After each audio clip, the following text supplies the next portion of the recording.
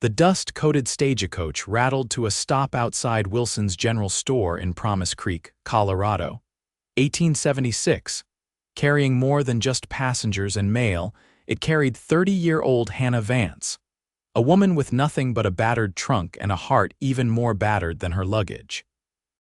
Her shoulders stiffened as the driver called out her name, knowing every pair of eyes in the small frontier town would soon be fixed upon her, the mail-order bride who had been sent back east with a humiliating note. Too old for breeding.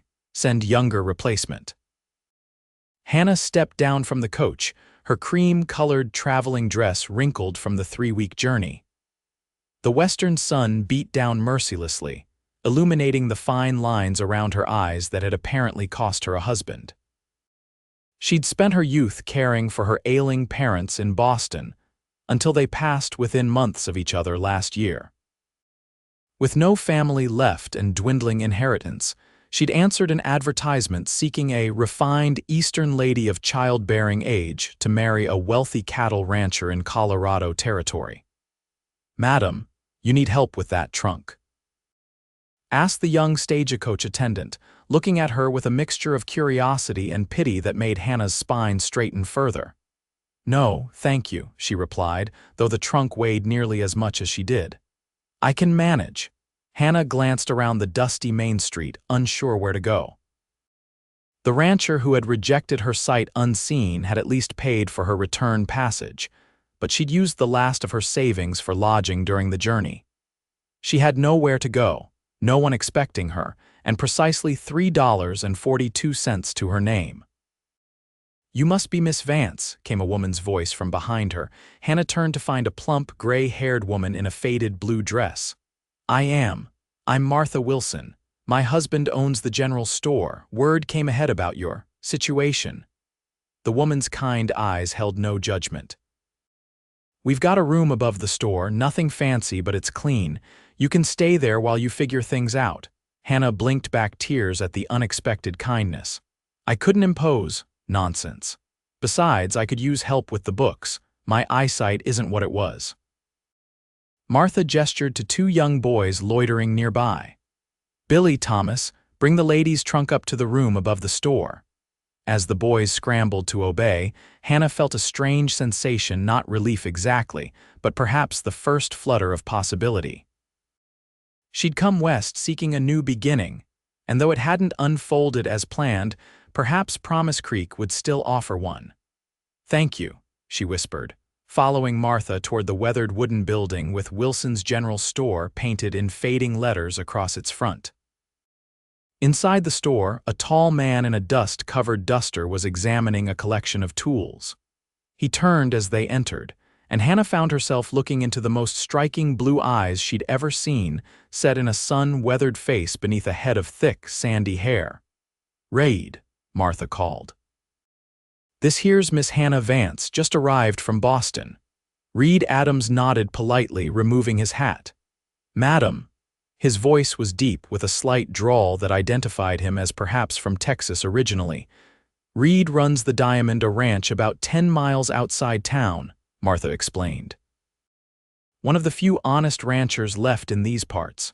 "You flatter me, Martha," Reid said with a small smile that transformed his serious face. His eyes flickered over Hannah with curiosity but without the pity she'd come to dread. "Welcome to Promise Creek, Miss Vance." Hannah nodded, suddenly conscious of her travel-stained appearance. "Thank you, Mr. Adams. Reid's been looking for someone to teach his daughter," Martha continued. "His wife passed on 3 years back, and that girl's growing wild as a tumbleweed." A flash of something grief, perhaps, or defensiveness crossed Reid's face. "Lily's just spirited is all." "Spirited is what we call children who haven't been properly taught their letters," Martha retorted good-naturedly. "Miss Vance here was a teacher back east, weren't you, dear?" Hannah stared at Martha in surprise. She'd mentioned her former profession during their brief conversation, but hadn't expected the woman to immediately try matching her with employment. "Yes, I taught at a girls' school in Boston for several years." Reid studied her with newfound interest. "Is that so? Lily's 9 now, sharp as a tack but stubborn as a mule. Previous 2 tutors didn't last a month. I specialized in difficult cases, Hannah said, surprising herself with her boldness. She needed work, and teaching a child, even a difficult one, was far preferable to the alternatives available to women alone on the frontier. A slow smile spread across Reid's face. Did you now? Well, Miss Vance, if you're interested, I'd pay fair wages and provide room and board at the ranch. She just arrived, Reid, Martha interjected. Let the woman catch her breath before you drag her off to that lonely ranch of yours. Reid nodded, replacing his hat. Of course. My apologies, Miss Vance. Perhaps you might consider visiting the ranch on Saturday. See if you and Lily might suit each other. I would like that, Hannah replied, feeling a strange flutter of anticipation. I'll send my foreman with the wagon. Reid tipped his hat to both women. Ladies. He selected a box of nails from the shelf, placed coins on the counter, and strode out of the store. As the door closed behind him, Martha chuckled. That man's been raising that child alone for 3 years, refusing all the widows and spinsters in the county who have set their caps for him. I'm not setting my cap for anyone, Hannah said firmly. I came west for marriage once, and that ended poorly before it began.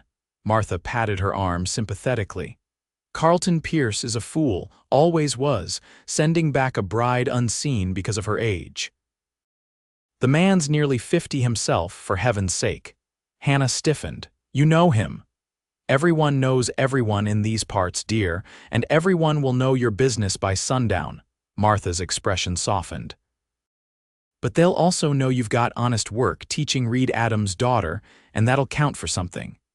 Hannah followed Martha up the narrow stairs to a small but clean room with a single bed, washstand, and chair. The boys had already deposited her trunk at the foot of the bed. Rest up. Come down when you're ready and I'll introduce you around, Martha said, closing the door softly behind her. Alone at last, Hannah sank onto the bed and finally allowed the tears to fall, tears of humiliation, exhaustion, and relief.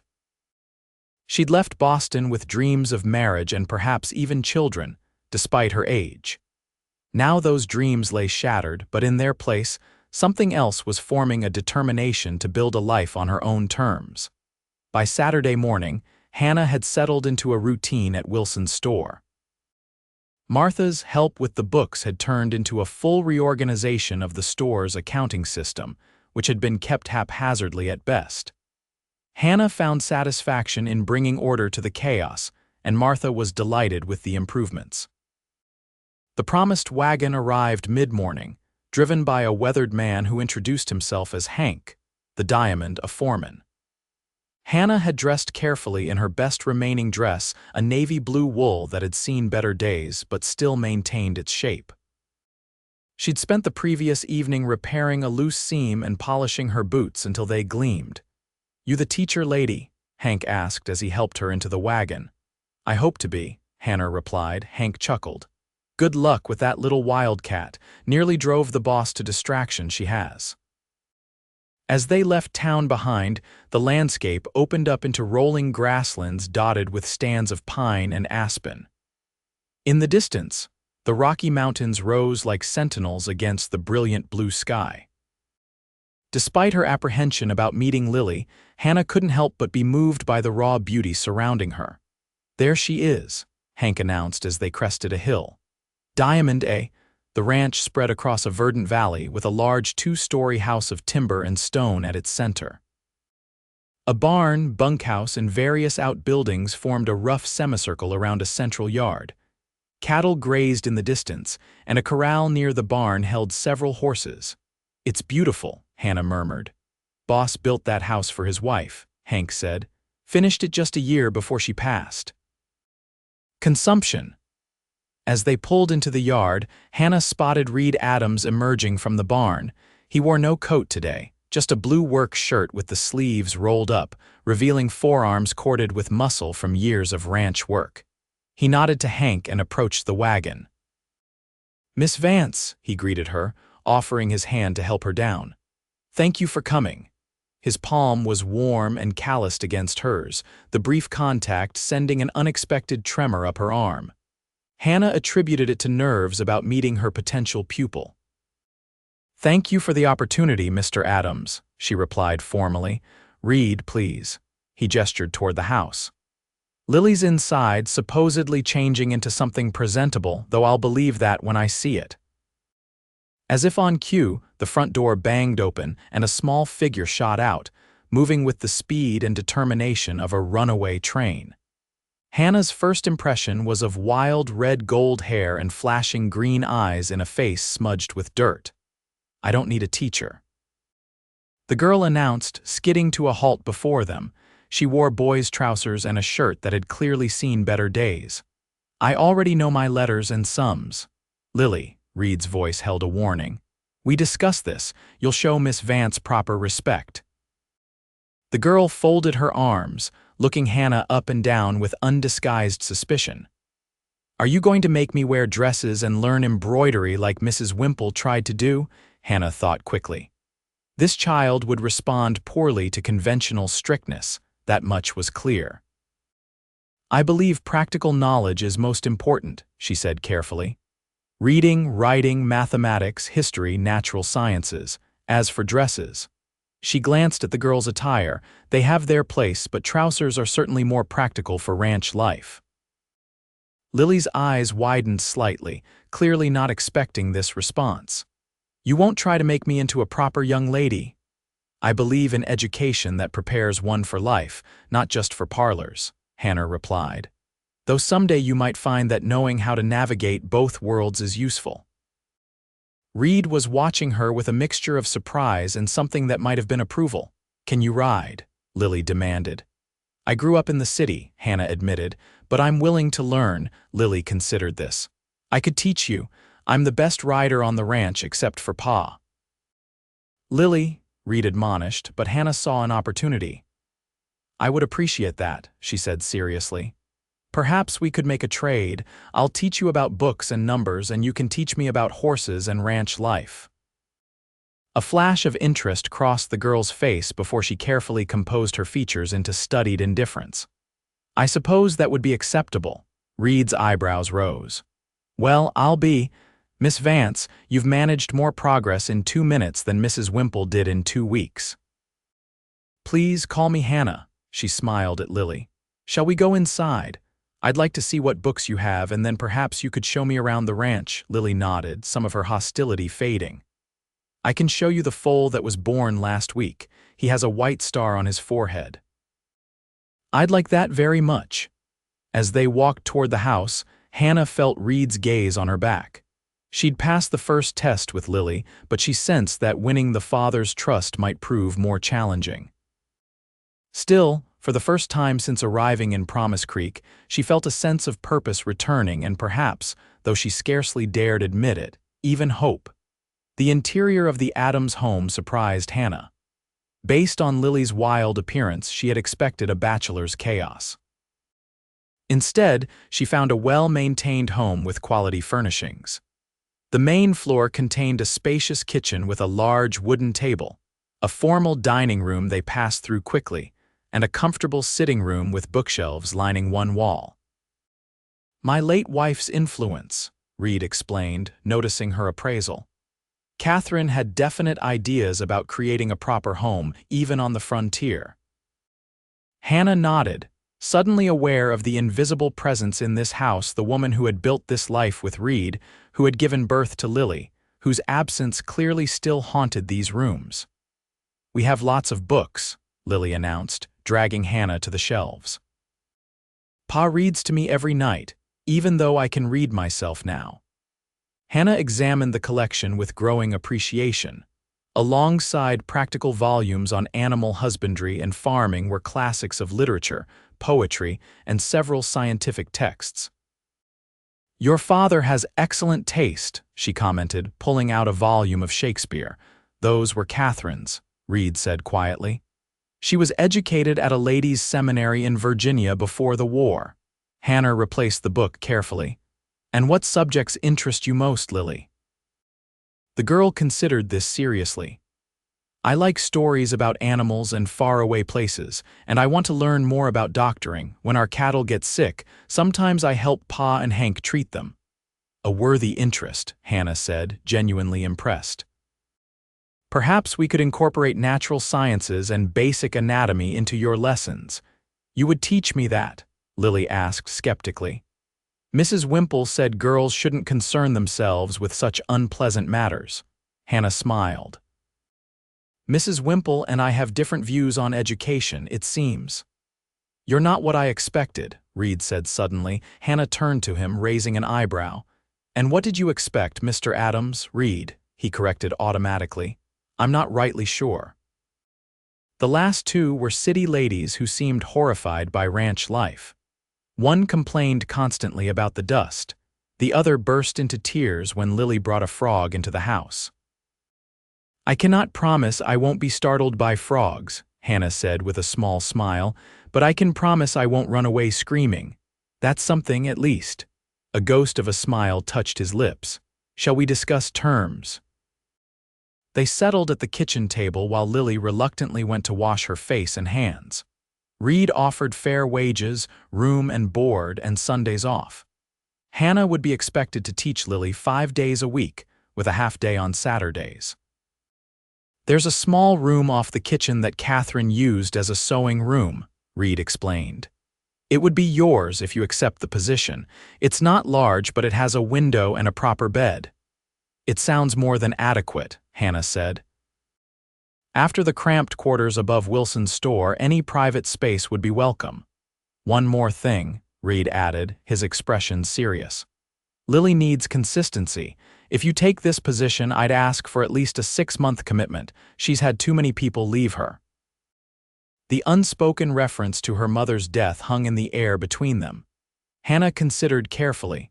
6 months was significant, but what alternative did she have? Return east with her tail between her legs, stay in Promise Creek, and do what? Martha's generosity wouldn't last forever.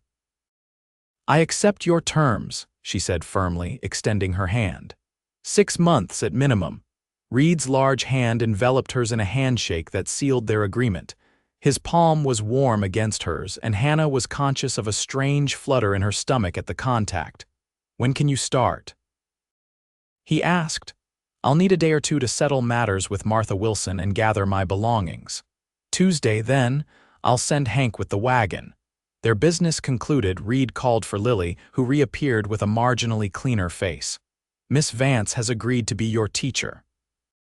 She'll be moving to the ranch on Tuesday. Lily's expression was guarded, but Hannah detected a flicker of interest. Does that mean I can show her the foal now? Reid chuckled.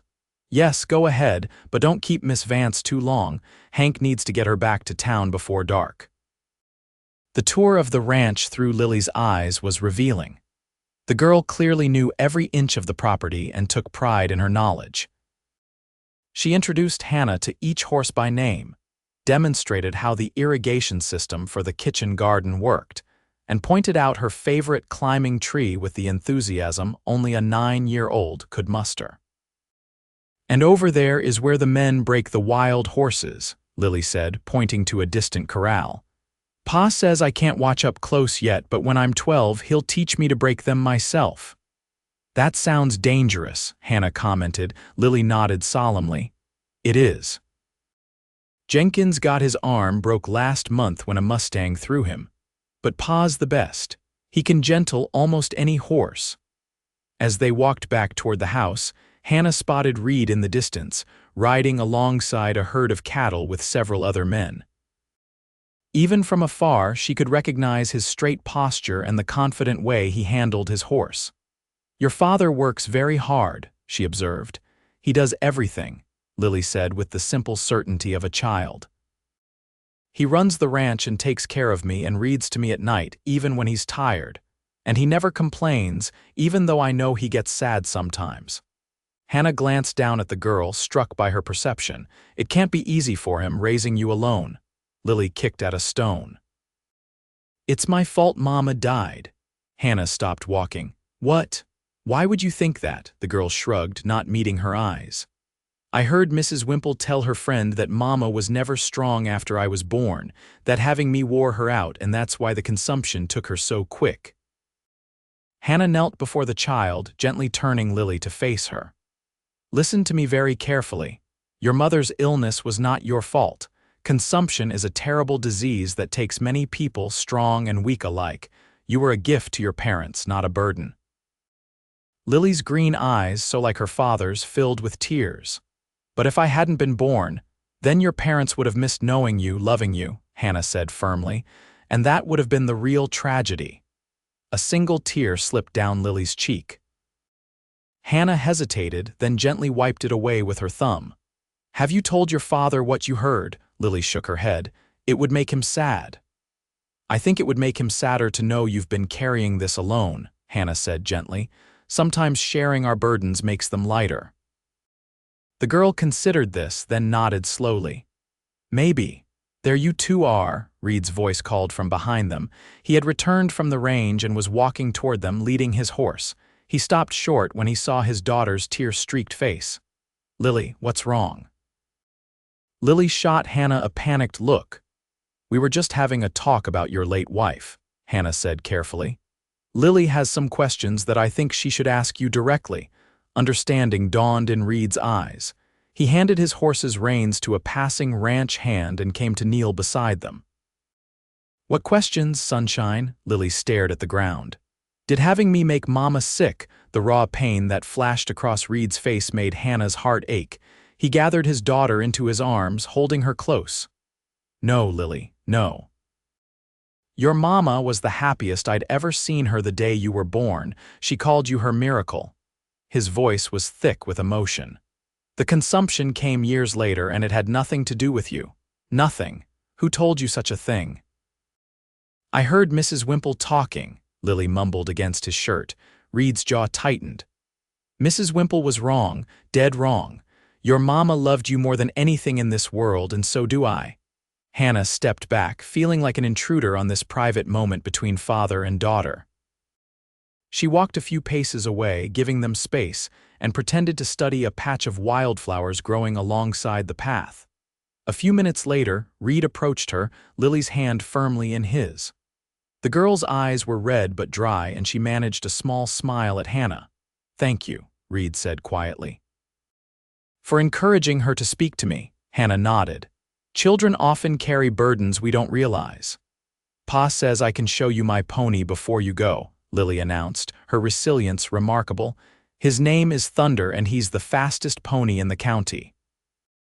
I'd like that, Hannah said, relieved to see the shadows lifting from the girl's eyes. As they walked toward the stable, Reid fell into step beside Hannah. You're good with her, he said, his voice low enough that Lily, skipping ahead, couldn't hear. Better than I expected. Children need honesty as much as they need protection, Hannah replied. Sometimes more. Reid studied her face.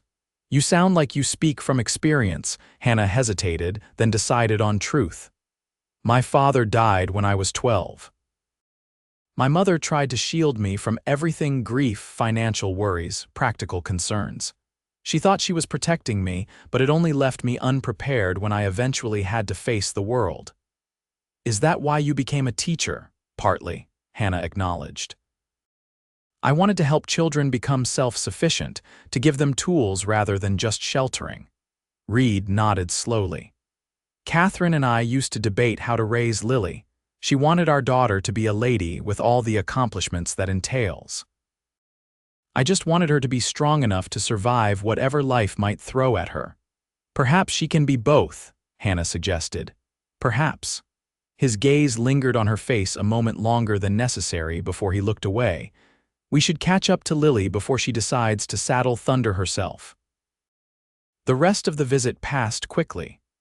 Lily proudly introduced Hannah to her pony, a sturdy piebald with intelligent eyes, and demonstrated her riding skills in the small paddock.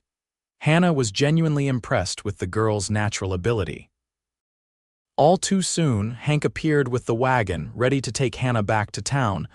I'll see you Tuesday, Reid said as he helped her into the wagon. Tuesday, Hannah confirmed. As the wagon pulled away, she glanced back to see Lily waving enthusiastically, while Reid stood with his hand on his daughter's shoulder, watching them depart. Martha Wilson was delighted to hear about Hannah's new position. "Reid Adams is one of the good ones," she said as she helped Hannah pack her meager belongings. "And that child needs a woman's influence, though she'll fight it tooth and nail. She's spirited, not disobedient," Hannah found herself defending Lily. "She just needs guidance that acknowledges her intelligence." Martha smiled knowingly. "And her father, what does he need?" Hannah felt her cheeks warm. "Mr. Adams needs a teacher for his daughter, nothing more, if you say so, dear." Martha handed her a bundle wrapped in brown paper. "Some fabric for curtains in your new room. The morning sun can be fierce in that part of the house." Touched by the woman's thoughtfulness, Hannah hugged her impulsively. "Thank you for everything, Martha. I don't know what I would have done if you hadn't taken me in." "You'd have managed," Martha said confidently. "You're stronger than you know, Hannah Vance." Tuesday arrived with clear skies and a warm breeze, perfect traveling weather. Hannah wore her practical brown dress for the journey, her hair neatly pinned beneath a simple bonnet. Her trunk contained little enough 3 dresses, undergarments, a nightgown, her mother's silver hairbrush, and a few cherished books. The remainder of her possessions had been sold to finance her original journey west. Hank arrived precisely at 9 o'clock, helping load her trunk into the wagon. Several townspeople came to bid her farewell, including Martha and her husband George. In just a few days, Hannah had made more connections in Promise Creek than she'd had in Boston after her parents died. "Remember, you've always got a place here if you need it," Martha whispered as they embraced. "Thank you," Hannah replied, touched by the sentiment. The journey to Diamond seemed shorter this time, perhaps because Hannah was more relaxed, looking forward rather than dreading the unknown. As they approached the ranch, she spotted Lily perched on the top rail of the corral, waving frantically. "She's been watching for you since sunrise," Hank commented with a chuckle. "Nearly drove the boss to distraction with her questions about when you'd arrive." Hannah waved back, feeling an unexpected warmth at the child's enthusiasm. As they pulled into the yard, Lily jumped down and ran to meet them, with Reid following at a more measured pace. "You're here," Lily exclaimed. "I cleaned the sewing room myself and Pa put in a bookshelf." "That was very thoughtful," Hannah said, smiling at the girl's excitement. Reid approached, nodding to Hank before turning to Hannah. "Welcome to Diamond, Miss Vance." "Thank you, Mr. Adams." "It's Hannah and Reid now, remember?" he said, the corner of his mouth lifting slightly. "You're part of the household." Something about the way he said it sent a strange flutter through Hannah's chest. She attributed it to nerves about her new position and pushed the sensation aside. Reid carried her trunk while Lily pulled Hannah by the hand toward the house, chattering about all the things they would do together. Hannah caught Reid's amused glance over his daughter's head and couldn't help smiling in return. The sewing room was small but charming, with a window overlooking the kitchen garden. A narrow bed with a patchwork quilt stood against one wall, with a small dresser beside it. The promised bookshelf occupied another wall, currently empty but ready for whatever books Hannah might acquire. A writing desk and chair completed the furnishings. "This is lovely," Hannah said sincerely. "The quilt was Catherine's work," Reid explained, setting down her trunk. "I thought you might like it." Hannah ran her fingers over the intricate stitching, touched by the gesture. "It's beautiful." "Thank you." "I helped clean it," Lily announced proudly. "I only sneezed 17 times from the dust," Reid laughed, ruffling his daughter's unruly hair. "Why don't you go help Maria in the kitchen while Miss Vance Hannah gets settled?" Once Lily had reluctantly departed, Reid lingered in the doorway. "Maria Jimenez comes in from town 3 days a week to cook and clean. She'll be making up a schedule with you for Lily's lessons." "I look forward to meeting her," Hannah said, suddenly conscious of being alone with Reid in the small room. He seemed to realize it at the same moment, straightening from his casual lean against the doorframe. "I'll leave you to unpack. Supper's at 6, but come to the kitchen whenever you're ready. Maria always has coffee on." Left alone, Hannah sat on the edge of the bed, running her hand over the colorful quilt. She wondered about Catherine Adams, the woman who had created this home, born this child, loved this man. What would she think of Hannah taking her place not as wife and mother, but as teacher and caretaker for her daughter? "I'll do my best by her," Hannah whispered to the empty room, a promise to the ghost whose presence she could feel lingering in the careful stitches beneath her fingertips. Unpacking took little time. Hannah arranged her dresses in the dresser, placed her few books on the shelf, and set her mother's silver hairbrush on top of the dresser. The room still looked sparse, but it was hers, at least for the next 6 months. After washing her face and hands in the basin provided, Hannah made her way to the kitchen, following the appetizing smells and sounds of conversation. She found Lily sitting at the table, watching intently as a plump, middle-aged Mexican woman with graying black hair kneaded dough. "You must be Señorita Vance," the woman said warmly, wiping her hands on her apron. "I am Maria Jimenez. Welcome to Diamond A. Please call me Hannah," she replied, immediately liking the woman's direct gaze and kind smile. "Hannah is going to teach me about doctoring animals," Lily announced. "And I'm going to teach her to ride." Maria raised her eyebrows, looking amused. "Is that so? Well, it sounds like you will both be very busy." "Where is your father?" Hannah asked Lily, with the men checking the south pasture. A mountain lion's been after the calves. Lily's eyes gleamed with excitement. "He took his rifle." Hannah tried not to show her concern. "Does that happen often?" "Often enough," Maria said matter-of-factly. "But Señor Reid knows these mountains better than most. He will be fine." Hannah helped Maria prepare supper, grateful for the activity to distract her from worrying about Reid facing mountain lions. By the time the men returned, the kitchen was filled with the aroma of fresh bread and beef stew. Reid entered last, his duster dusty from the trail but otherwise unharmed. His eyes found Hannah immediately as he hung his hat on a peg by the door. "Everything all right?" he asked. "Just fine," she assured him. "Lily's been helping us prepare supper." "Helping or sampling?" he asked with a knowing look at his daughter, whose cheeks bulged suspiciously. "The cook must always taste her creations," Maria said, defending the girl with a wink. Supper was a lively affair, with the ranch hands joining them at the long table. Hannah was introduced to each man: Hank, whom she already knew, Jenkins, a young cowhand with a recently healed broken arm, Pablo and Miguel, brothers who handled the horses, and old Tom, who despite his name couldn't have been more than 50 and served as the ranch's blacksmith. The conversation flowed easily, with tales of the day's work and good-natured ribbing between the men. Hannah observed how Reid managed them firm but fair, respected rather than feared. He clearly knew each man's strengths and weaknesses and valued their contributions to the ranch. Lily sat beside Hannah, occasionally whispering explanations about inside jokes or ranch terminology Hannah didn't understand. The girl seemed to have appointed herself Hannah's guide to Diamond A, a role Hannah found endearing. After the meal, the ranch hands returned to the bunkhouse, and Maria departed for her home in town. Reid, Hannah, and Lily remained at the table, discussing plans for the coming days. "I thought we might start lessons tomorrow morning," Hannah suggested. "Perhaps 2 hours in the morning and 2 in the afternoon, with breaks for physical activity." Lily looked dubious. 4 whole hours of lessons. Not all of it will be sitting with books," Hannah assured her. "We might take nature walks to study plants and animals or practice mathematics by calculating how much feed the horses need." Reid nodded approvingly. "Practical applications. I like that approach."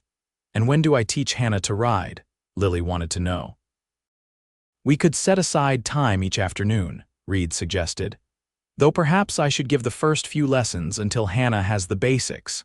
Hannah felt a flutter of nervousness at the thought of Reid teaching her to ride. "I wouldn't want to take you away from your work. It's no trouble.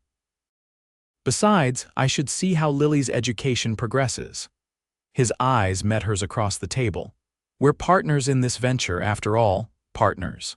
The word settled warmly in Hannah's chest as she nodded agreement. That night, as she prepared for bed in her new room, Hannah heard soft footsteps in the hallway, followed by Reid's deep voice reading what sounded like Treasure Island to Lily. The domesticity of the moment brought an unexpected lump to her throat. She'd come west seeking family, and while this arrangement was temporary and professional, it offered a shadow of what she'd hoped to find.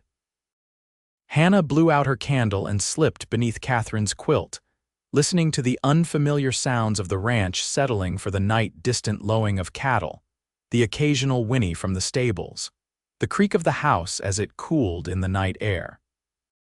So different from Boston's crowded streets or even Promise Creek's small-town noises. As sleep claimed her, Hannah's last thought was that for a woman who'd been rejected and returned as too old, she'd somehow found herself exactly where she needed to be. The following weeks established a rhythm to life at Diamond A. Each morning, Hannah and Lily worked on reading, writing, and arithmetic in the small study Reid had created by converting a rarely used formal parlor.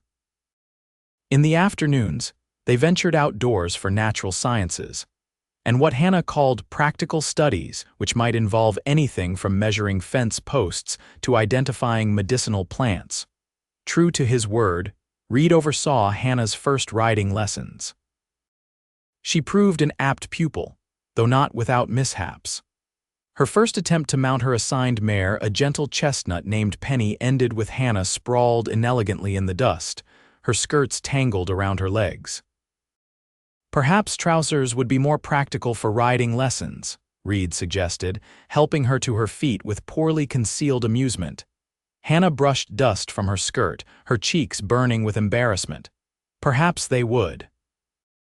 The next day, she appeared at the corral wearing a pair of Lily's outgrown trousers under her shortest dress, the hem pinned up to mid-calf. Reid's eyebrows shot up at the sight, but he made no comment beyond a brief nod of approval. With more appropriate attire, Hannah progressed quickly. Soon, she could not only mount and dismount with relative grace, but also control Penny at a walk and even a gentle trot. Lily proved an enthusiastic teacher, demonstrating techniques and encouraging Hannah's efforts with the same patience Hannah showed during academic lessons.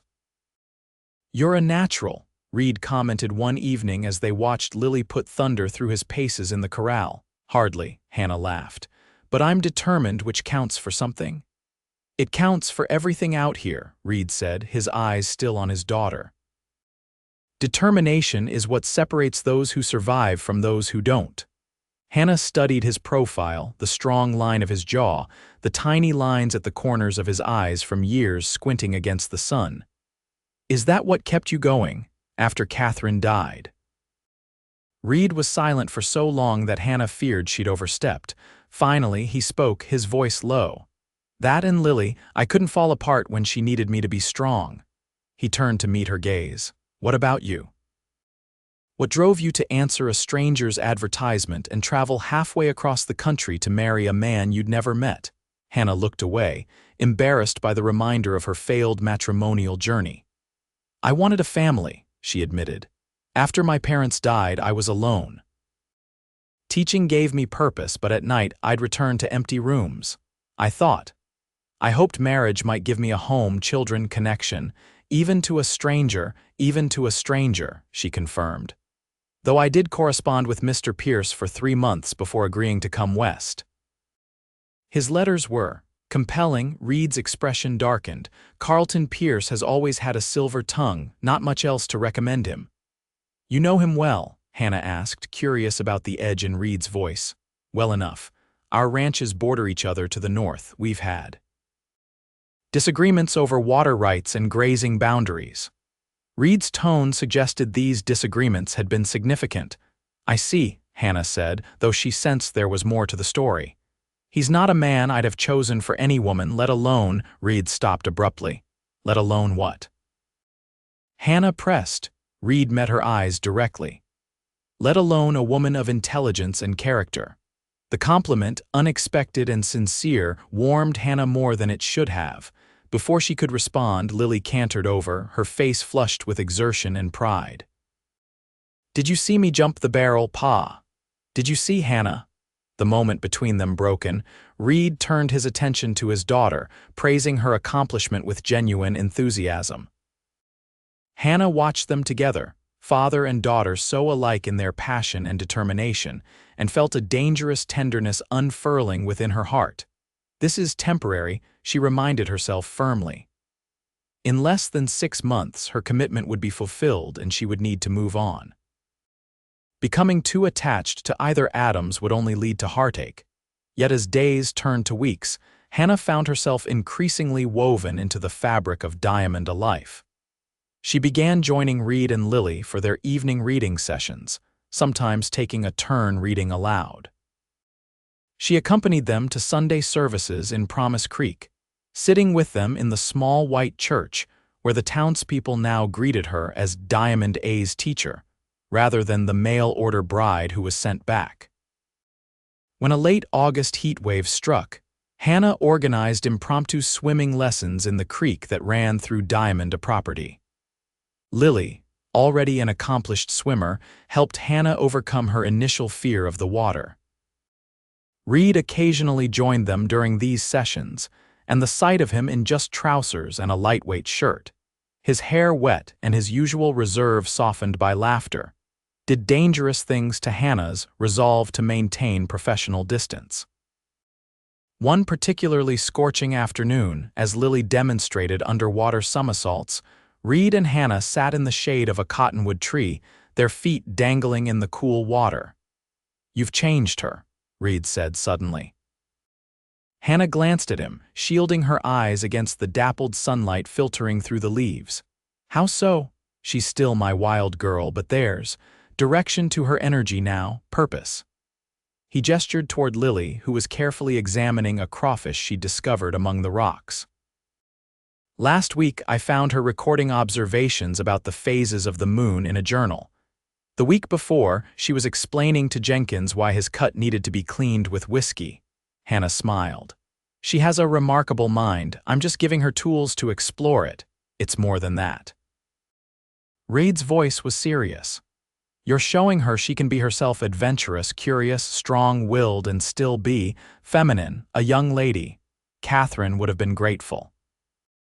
The mention of his late wife, spoken without the usual shadow crossing his face, made Hannah bold enough to ask a question that had lingered since her arrival. "You still miss her very much?" Reid was quiet for a moment, contemplating the clear water flowing over his feet. "I miss what we had," he said finally. "The partnership, the shared purpose. Catherine and I built something together, this ranch, our home, our life. When she died, it felt like half of that vision died with her." He looked out over the creek to where Lily was now constructing an elaborate dam of stones and twigs. "But time changes things, changes perspectives. These days I find myself remembering Catherine with gratitude more than grief. She gave me Lily. She taught me about love and loss. And somehow those lessons seem complete now, like a story that's been fully told." Hannah absorbed his words, sensing their significance. "And are you ready for a new story?" The question hung between them, more revealing than she'd intended. Reid turned to her, his eyes searching her face with an intensity that made her breath catch.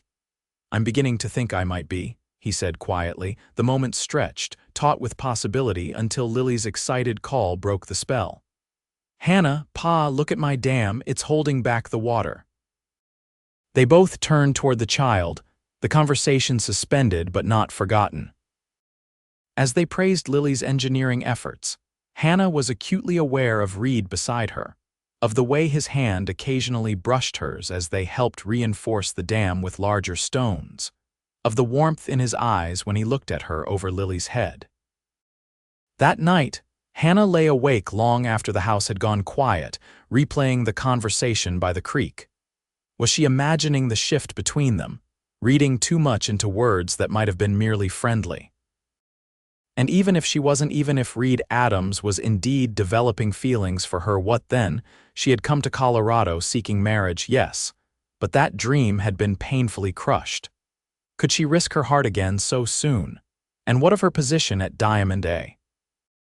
If things went poorly between her and Reid, Lily would be the one to suffer most. Hannah turned restlessly beneath Catherine's quilt, troubled by the complications her feelings presented.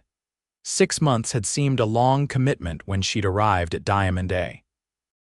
Now, with nearly 2 months already past, she found herself dreading the day she would have to leave. September brought cooler temperatures and a flurry of activity at Diamond as preparations began for the autumn cattle drive.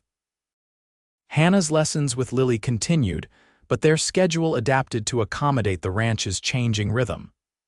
Some days, Lily would join her father and the men for a few hours, learning the practical aspects of ranch management that no book could teach. On one such morning, Hannah found herself alone in the house save for Maria, who was kneading bread dough with practiced motions. Hannah sat at the kitchen table. Mending one of Lily's torn shirts, the girl was still hard on her clothes, despite making concessions to occasionally wearing dresses for Sunday church services. "You sew well," Maria commented, glancing at Hannah's neat stitches. "My mother insisted I learn all the domestic arts," Hannah replied with a small smile, "though I always preferred books." Maria nodded knowingly. "Yet here you are, mending shirts for a child not your own in a house not your own." Something in the woman's tone made Hannah look up sharply. "Does that seem strange to you?" "Not strange. Natural." Maria sprinkled flour on the table and turned out her dough. "You care for them, the girl and her father." It wasn't a question, so Hannah didn't answer directly. "Lily is my student. I want her to thrive." "And Senor Reid." Maria's dark eyes held a hint of amusement. Hannah felt heat rising in her cheeks. "Mr. Adams is my employer." "Is that all?" Maria's hands never stopped working the dough, but her attention remained fixed on Hannah. "It's complicated," Maria laughed softly. "Love always is, Nina." "I didn't say anything about love," Hannah protested. "You didn't need to." Maria shaped the dough into a loaf with deft movements. "I have eyes. I see how he watches you when you're not looking, how you smile when he enters a room."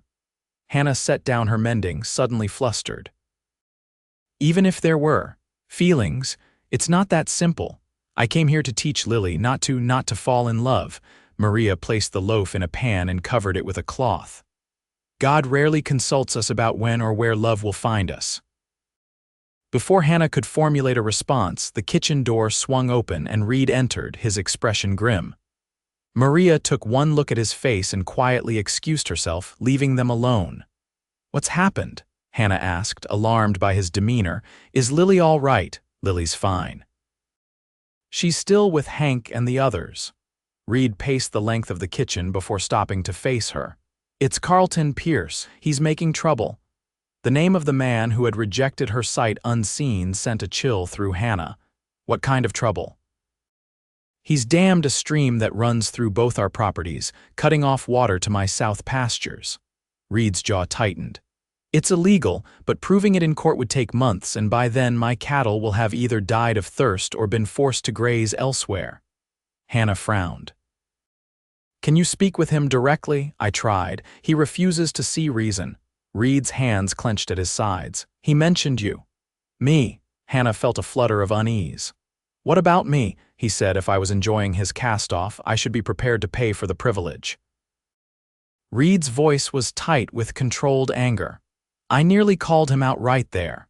Hannah's cheeks burned with humiliation. To be spoken of as property, as something used and discarded, it cut deeper than she would have expected. "What will you do about the water?" she asked, deliberately steering the conversation away from herself. Reid ran a hand through his hair, a gesture she now recognized as a sign of his frustration. "I'm riding out tonight with the men to remove the dam. Pierce will have posted guards, so there may be trouble." Fear clutched at Hannah's heart. "That sounds dangerous." "It is, but I can't let him steal what rightfully belongs to both of us." Reid's expression softened as he looked at her. "I want you to keep Lily close to the house tomorrow." "If anything happens to me, don't say that," Hannah interrupted, rising from her chair. "Nothing is going to happen to you." Reid stepped closer, his eyes never leaving hers. "I need to know Lily will be taken care of just in case." "Of course she will," Hannah assured him, her throat tight with emotion. "But you'll come back, you have to." Something shifted in Reid's gaze, a decision being made. Slowly, as if giving her time to step away, he raised his hand to her cheek. His palm was warm against her skin, slightly rough from years of ranch work. "Hannah," he said softly, and the way he spoke her name made her heart stutter. "I need to tell you something," in case the kitchen door banged open as Lily burst in, her face alight with excitement. "Pa, Hannah. The new calf is finally here, and he's the most beautiful thing you've ever seen." Reid dropped his hand from Hannah's face, the moment shattered. He turned to his daughter with a smile that didn't quite reach his eyes. "Is that so? Well, I'll have to come see this miracle." As he followed Lily outside, he cast one last look over his shoulder at Hannah, a look filled with things unsaid, promises unmade. Hannah remained in the kitchen, her cheek still tingling from his touch, her heart racing with fear for what the night might bring. That evening, after Lily was asleep, Hannah heard the men gathering in the yard, quiet voices, the clink of metal, horses snorting softly in the cool night air. Unable to remain in her room, she wrapped a shawl around her shoulders and stepped onto the back porch. Reid was checking the cinch on his saddle, his rifle already secured in its scabbard. He looked up as she approached, his face half hidden in shadow. "You should be asleep," he said, but there was no reproof in his tone. "So should you," she countered, "instead of riding into danger." The other men tactfully moved away, giving them a semblance of privacy. Reid straightened, leaving his horse's side to stand before her. "I'll be careful," he promised. "We all will. With any luck, Pierce's men will be asleep or too drunk to put up much resistance." Hannah twisted her hands in her shawl. Earlier in the kitchen, before Lily came in, "What were you going to say?" Reid glanced toward the waiting men, then back to her. "It'll keep until I return. And if you don't return," the words escaped before she could stop them. In answer, Reid closed the distance between them. His hands cradled her face with exquisite gentleness, and then his lips were on hers, a kiss both tender and urgent, filled with promises and possibilities. Hannah's hands found his shoulders, holding on as the world seemed to tilt beneath her feet. When they finally parted, Reid rested his forehead against hers for a brief moment. "That," he whispered, "is what I wanted to say." Then he was gone, swinging up into his saddle and signaling to the men. Hannah watched them ride away until they disappeared into the darkness, her fingers pressed to lips that still tingled from his kiss. Sleep was impossible. Hannah sat in the kitchen with a cup of cooling tea, straining to hear any sound from outside. Maria had stayed the night to help with Lily if needed, and she joined Hannah around midnight, silently preparing a fresh pot of tea. "Waiting is the hardest part," the older woman said softly, "but Senor Reid knows those mountains like the back of his hand. He will return." "Pierce's men might be armed," Hannah worried aloud. Maria crossed herself. "I have prayed for their safe return. Now we must trust in God and in the men's skill." The hours crawled by. Eventually, Maria retired to her room, but Hannah remained at the kitchen table, watching as the first pale light of dawn crept through the windows. Finally, as the sun began to rise, she heard the sound she'd been waiting for, hoofbeats approaching the ranch. Hannah rushed outside, heedless of her disheveled appearance. 6 riders entered the yard, all accounted for. Her eyes sought Reid immediately, relief washing over her when she saw him dusty, tired, but apparently unharmed. "Any trouble?" "Call Jenkins," from the bunkhouse doorway where several other ranch hands had gathered. "Some," Reid replied grimly, dismounting. "Pierce's men were waiting. There was shooting, but no one was seriously hurt. The dams destroyed." As the men dispersed to care for their horses and catch what sleep they could, Reid approached Hannah. Up close, she could see a bruise forming on his jaw and a tear in his shirt sleeve, but he was blessedly, wonderfully alive. "You're hurt," she said, reaching toward the bruise. "It's nothing." One of Pierce's men got in a lucky punch before Hank tackled him. Reid captured her hand in his, pressing a kiss to her palm. "You waited up all night." "I couldn't sleep," Hannah admitted. "Not until I knew you were safe." Reid's eyes, though tired, were warm as they studied her face. "We need to talk, Hannah, about what happened before I left, about what comes next. Yes, she agreed, suddenly shy despite the boldness of the previous night's kiss. But you need rest first. Later today, he promised. After I've slept and checked that Pierce hasn't tried anything else in retaliation. Hannah nodded, reluctantly stepping back. I'll keep Lily occupied. As she watched Reid walk toward the house, his usually straight shoulders slightly bowed with exhaustion, Hannah felt a curious mixture of anticipation and fear. Their relationship had irrevocably changed with that kiss, crossing a line from employer and employee to what? What exactly did Reid Adams want from her? And what did she want from him? The answer to the latter question, at least, was becoming increasingly clear. Somewhere between teaching his daughter and learning to ride a horse, between shared meals and quiet evenings by the fire, Hannah Vance had fallen in love with Reid Adams. The realization should have terrified her, given her recent rejection and the complications of their current arrangement. Instead, it filled her with a quiet certainty, as if she'd finally found something she hadn't known she was seeking. The rest of the day passed in a haze of routine activities. Hannah kept Lily busy with lessons and chores, explaining that her father needed rest after a long night's work.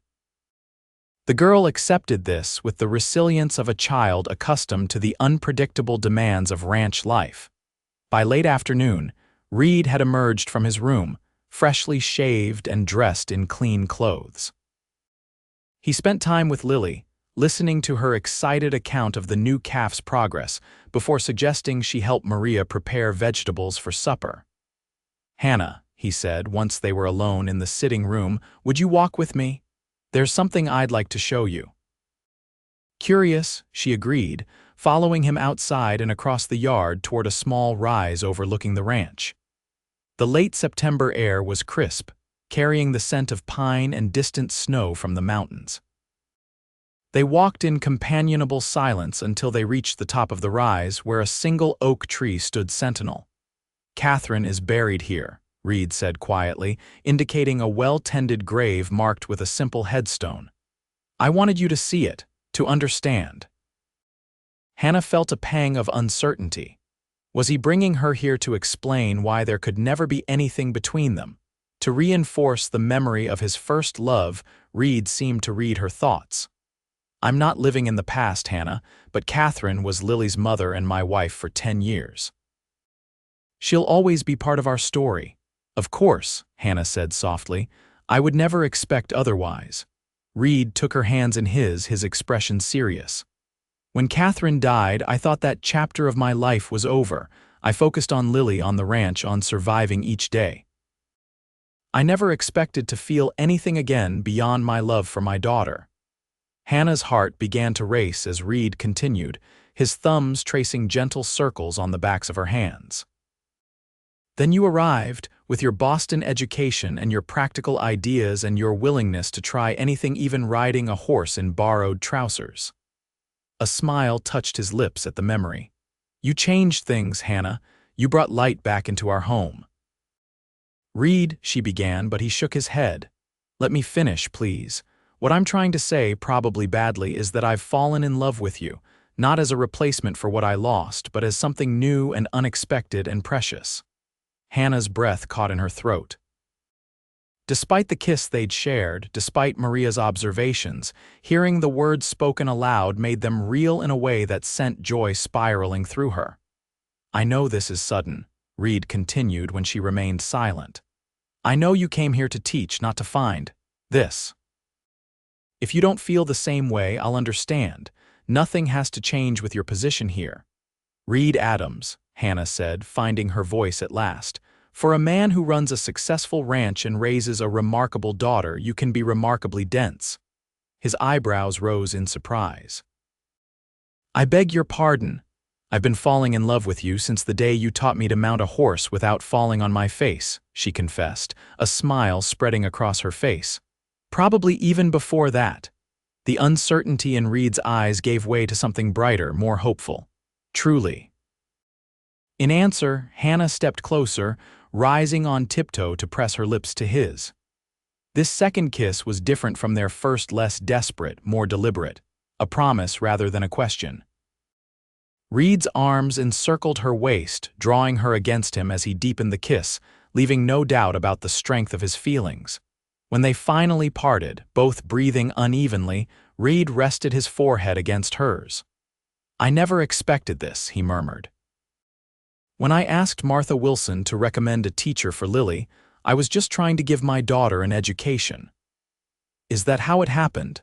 Hannah asked, curious about the machinations that had brought her to Diamond. Reid nodded, his arms still around her waist.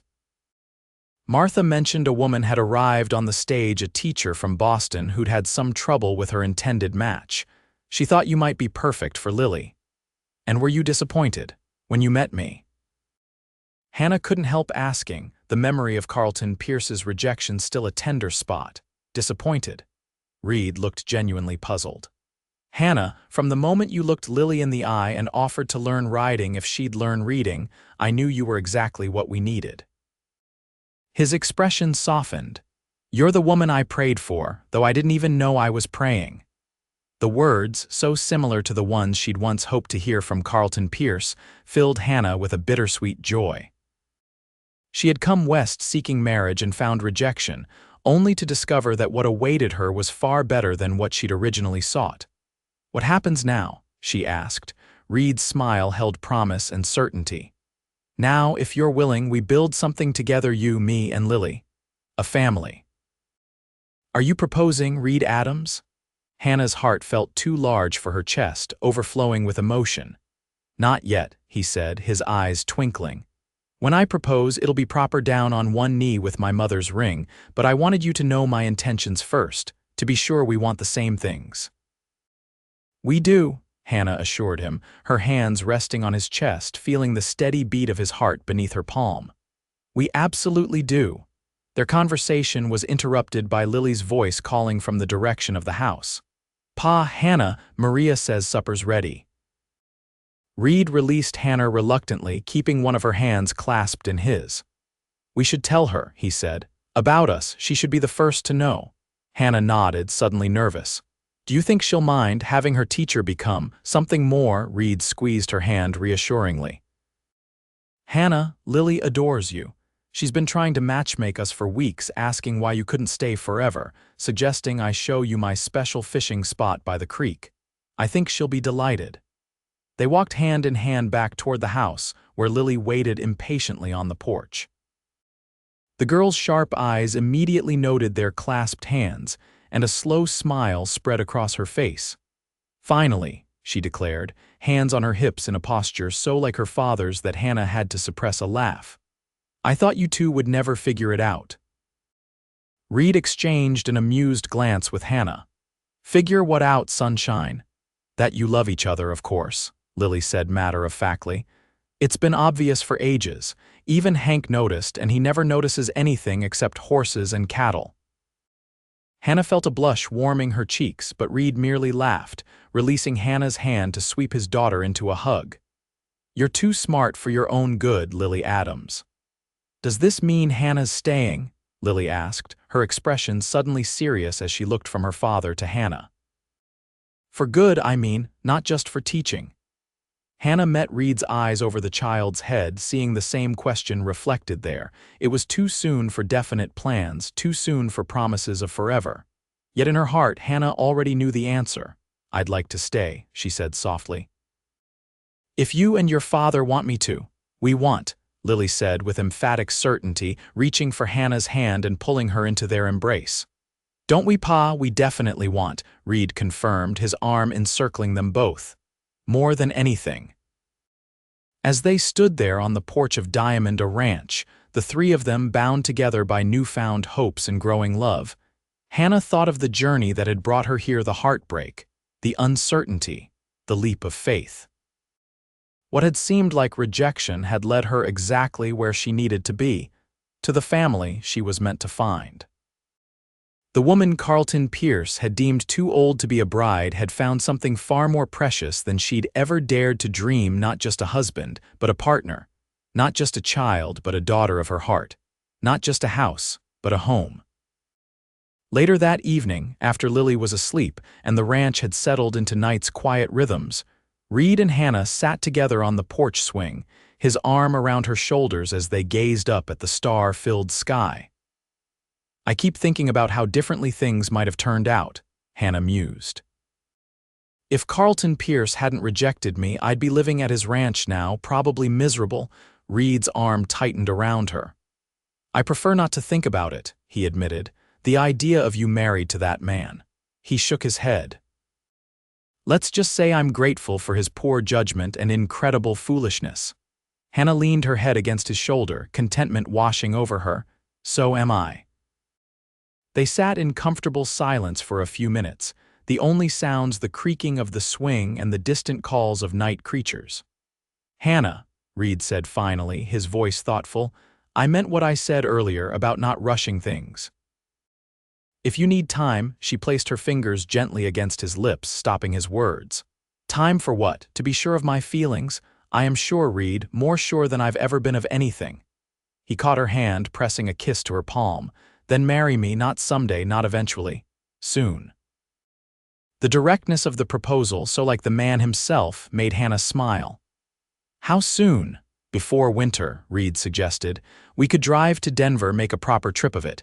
Lily needs new clothes anyway, and I'd like to open an account for you at the bank there." "An account for me?" Hannah asked, puzzled. "You should have your own money," Reid explained. "I know what happened with your parents, how you were left vulnerable. I don't want you to ever feel trapped or dependent." The thoughtfulness of the gesture moved Hannah deeply. "You're a good man, Reid Adams." "I try to be," he said simply. "Especially for the people I love." As the word love hung in the night air between them, Reid lowered his head to kiss her, a kiss that spoke of futures entwined and promises kept, of family built and love nurtured through whatever challenges might come. When winter arrived at Diamond A, it found the ranch transformed not in its outward appearance, but in its heart. Hannah Adams, no longer Miss Vance the teacher but Mrs. Adams the rancher's wife, stood at the kitchen window watching snowflakes drift from a pewter sky. Behind her, Lily sat at the table, tongue caught between her teeth as she concentrated on the essay she was writing. The gold band on Hannah's finger still felt new, though she and Reid had been married for nearly 2 months. Their wedding in Denver had been small but joyful, with Lily serving as maid of honor and Hank standing up as Reid's best man. Martha and George Wilson had made the journey to witness the ceremony, Martha dabbing at her eyes throughout and later confessing she'd had a hand in bringing them together from the start. "When that poor girl stepped off the stage, looking like she'd been through hell and back, I just knew she needed a fresh start," Martha had explained over wedding supper. "And I'd been listening to Reid complain about needing a teacher for Lily for months. It seemed like Providence." Providence indeed, Hannah thought, smiling at the memory. Who would have guessed that being returned as too old to be a bride would lead her to the happiness she now possessed? The sound of horses in the yard drew her attention. Reid and the men had been out since dawn, checking cattle in the lower pastures where the snow wasn't as deep. Hannah watched as her husband dismounted, his movements easy despite the cold. He spoke briefly to Hank before turning toward the house, his face lighting with a smile when he spotted her at the window. Minutes later, the back door opened, bringing a swirl of snowflakes and cold air as Reid stamped his boots on the mat. "It's getting worse out there," he announced, shrugging out of his heavy coat. "We may be snowed in by morning." "Did you check all the herds?" Hannah asked, helping him hang his coat by the fire to dry. "As many as we could reach. The rest are in sheltered valleys with plenty of feed." He bent to kiss her, his lips cold against her warm ones. "How are my girls today? I'm writing about mountain lions," Lily announced from the table. "Hannah says my first draft had too many gruesome details."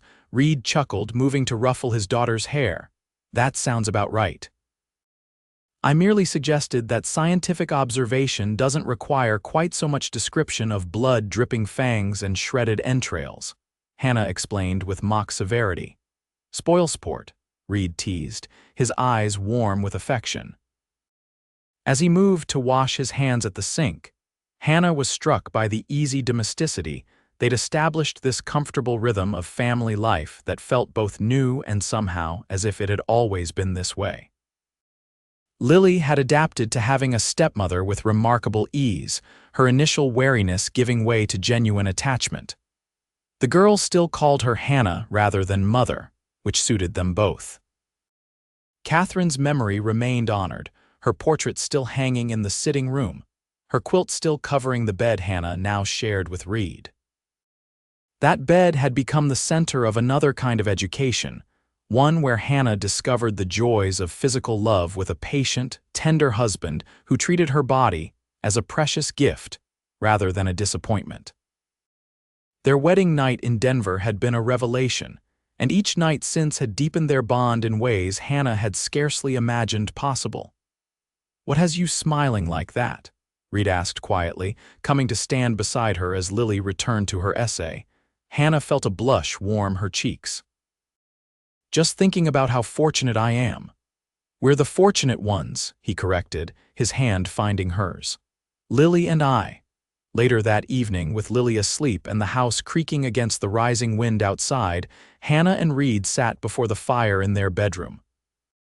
Reid was reading a letter from the Denver bank, while Hannah mended one of his shirts, her needle flashing in the firelight. "The investments are doing well," Reid commented, folding the letter. "Your account has grown considerably." Hannah nodded absently, her mind elsewhere. She'd been waiting for the right moment to share her news, and perhaps this quiet evening with snow isolating them from the world was it. "Reid," she began, setting aside her mending. "I have something to tell you." He looked up, immediately alert to the change in her tone. "Is everything all right?" "Everything is perfect," she assured him, moving to kneel beside his chair. She took his hand and placed it gently against her still flat stomach. "But in about 7 months we're going to need another bedroom." Reid went completely still, his eyes widening as comprehension dawned. "Hannah, are you saying we're having a baby?" she confirmed, her voice trembling with joy and nervousness. "Dr. Parker confirmed it when we were in town last week." For a moment Reid said nothing, his expression unreadable. Then, to Hannah's astonishment, his eyes filled with tears. "A baby," he whispered, his hand still resting on her abdomen. "Our baby." The wonder in his voice dispelled any lingering doubt Hannah might have harbored about his reaction. At 31, she had feared she might be too old to give Reid another child, that her body might not be capable of creating this miracle. Yet here they were, life already growing within her. Reid slid from his chair to kneel beside her on the rug, gathering her into his arms. "Thank you," he murmured against her hair, "for this, for everything." "You're happy then?" Hannah asked, needing to hear the words. Reid drew back to look into her eyes, his own shining with emotion. "Happy doesn't begin to describe it. I'm overwhelmed, grateful, in awe of you." He placed a reverent kiss on her lips. "I love you, Hannah Adams, more than I ever thought possible." "And I love you," she whispered against his mouth. Later, curled against him in their bed with Catherine's quilt drawn up against the winter chill, Hannah listened to the howling wind outside and gave thanks for the storm that had first brought her to Promise Creek. For Martha Wilson's meddling, for Carlton Pierce's rejection, for all the twists and turns that had led her to this man, this family, this life. She had arrived in Colorado territory as Hannah Vance, a mail-order bride deemed too old by a man who had never even seen her face. She would remain as Hannah Adams, beloved wife, cherished stepmother, and soon, God willing, mother to a new life created in love. Outside, the snow continued to fall, blanketing Diamond a ranch in pristine white, while inside, wrapped in warmth and love, Hannah drifted to sleep in her husband's arms, dreaming of spring and new beginnings yet to come.